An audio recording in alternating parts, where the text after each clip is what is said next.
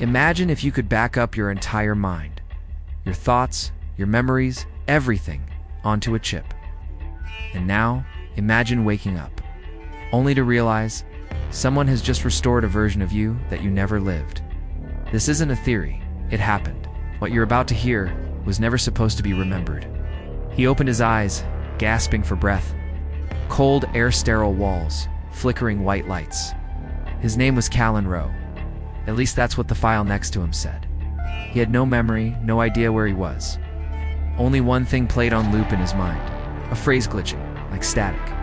Backup complete. Restore successful. In the year 2140, memories were data. Every citizen had a neural vault, a place to store your mind, in case of accidents, illness, or worse. But backups were strictly controlled. Restoring an old version of someone was illegal, because people change, and sometimes they don't want to go back to who they were. Callan had no home, no contacts, just one access chip in his pocket. He plugged it into a public terminal.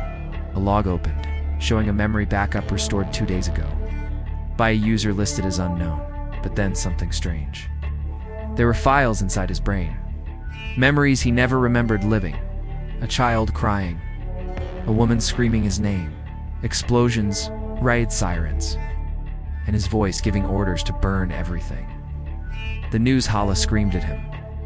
Fugitive Callan Rowe, still missing. Leader of anti-state rebellion, presumed dead. His own face broadcast across the city was now public enemy number 1. Except he didn't remember any of it. He wasn't a killer, was he? He walked among people, no one recognizing him yet. But someone, somewhere, had brought him back. Why?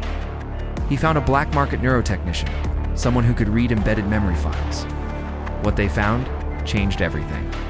Hidden inside the restored backup was a time-locked message from Callan himself. If you're seeing this, then you wiped your memory. Just like we planned.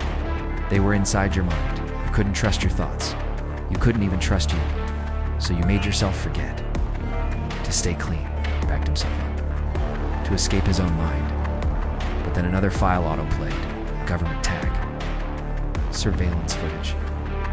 Callan in a dark lab, creating virus codes, detonating neural servers, his voice on record, saying if we can't control memory, no one should. 2 versions of truth. One from him was lying. Worse, what if both were real? The technician froze. She whispered, "You weren't restored by rebels. This backup was recompiled, manipulated. Someone edited your personality before you woke up." Callan's breath caught. The memories were fake. Some of them fabricated, and the rest, they were someone else's. The real Callan Rowe was still out there. This version was just a clone, rebuilt from pieces of data and sent out as bait.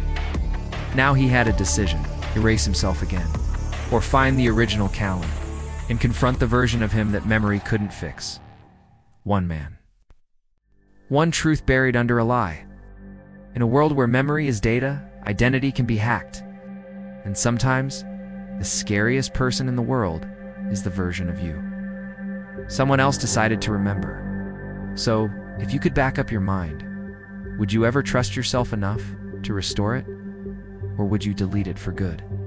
Subscribe for more faceless cinematic stories, because next time, we're diving into a world where your dreams are no longer private,